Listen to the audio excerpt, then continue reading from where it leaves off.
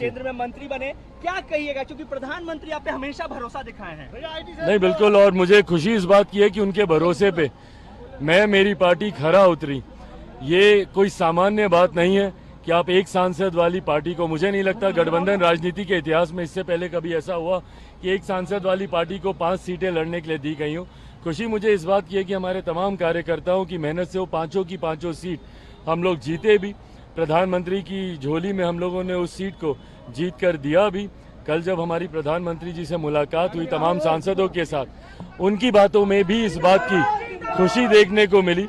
उन्होंने भी अपना आशीर्वाद और मार्गदर्शन हम लोगों को दिया। आपको एक बहुत महत्वपूर्ण मंत्रालय दिया गया है बिहार के लिए। चिराग पासवान आप क्या करेंगे, क्योंकि बिहार फर्स्ट शुरू से आपका एजेंडा रहा है? बिल्कुल, मैंने हमेशा से बिहारी फर्स्ट के माध्यम से बिहार में फूड प्रोसेसिंग यूनिट्स का मैंने जिक्र किया।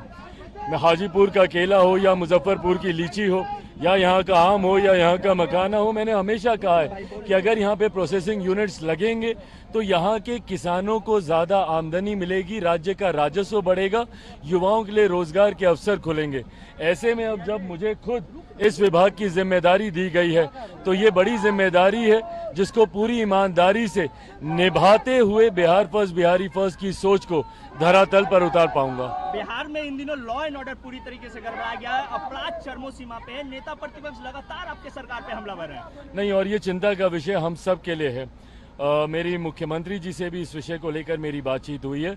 आने वाले दिनों में इस बात को सुनिश्चित किया जाएगा कि अपराधियों की धरपकड़ कर अपराध को नियंत्रित किया जाए, क्योंकि अपराध को कतई बर्दाश्त नहीं किया जा सकता। हाल फिलहाल के दिनों में आपराधिक घटनाएं जिस तरीके से बढ़ी हैं, ये हम सब के लिए, हमारी सरकार के लिए चिंता का विषय है और इसको जल्द नियंत्रित करने के लिए सरकार तत्परता से कार्य कर रही है। पुल भी गिर रहे हैं चिराग जी, 10 दिनों में 4 पुल गिर गए हैं।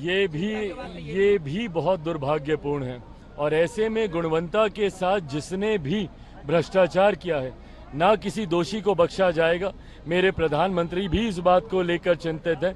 आने वाले दिनों में इस बात को सुनिश्चित किया जाएगा कि हमारी डबल इंजन की सरकार आने के बाद जो भी ऐसे निर्माण के कार्य हों उस पे गुणवत्ता का विशेष तौर पर ध्यान रखा जाए। 25 में मुख्यमंत्री बनाने का आपकी मांग कर रही है आपकी पार्टी, लगातार नारेबाजी लग रही है, आपका क्या मानना है? भाई, फिलहाल प्रधानमंत्री जी के द्वारा मुझे एक बड़ी जिम्मेदारी दी गई है, मेरा पूरा ध्यान उस ओर केंद्रित है। स्वाभाविक है, चुनाव राउंड द कॉर्नर है।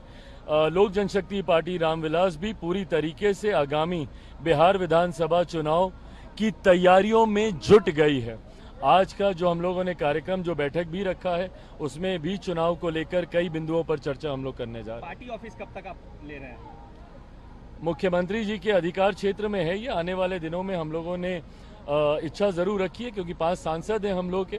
ऐसे में पार्टी का एक अपना कार्यालय होना चाहिए। ये मुख्यमंत्री जी के अधिकार क्षेत्र में है कि वो हम लोग को कहाँ पर ये कार्यालय देते हैं। नीट को लेके क्या बोलेगा, जिस तरीके से गड़बड़ी हो रही है पेपर लीक में? ये गलत है, दुर्भाग्यपूर्ण है। ऐसे में इतना मैं जरूर कहूँगा कि हमारी सरकार पूरी तत्परता, ईमानदारी के साथ छात्रों के भविष्य को सुरक्षित करने की सोच के साथ आगे बढ़ने का काम कर रही है। नीट मामले में कई स्टेक होल्डर्स हैं, कई ऐसे छात्र भी हैं जो री एग्जामिनेशन के पक्ष में नहीं है। 24 लाख स्टूडेंट इसमें इन्वॉल्व हैं। कई हैं जो चाहते हैं री एग्जामिनेशन हो। इस बीच दोनों ही पक्ष न्यायालय भी गए हैं। ऐसे में पेपर लीक का भी मामला सामने आया है, उसको लेकर भी विभिन्न जांच एजेंसियां जांच कर रही हैं। ऐसे में तमाम पक्षों की बातें सुनकर ही सरकार अंतिम फैसला लेगी। ये विश्वास दिलाता हूं कि जो भी फैसला लिया जाएगा वो छात्रों के भविष्य को मद्देनजर रख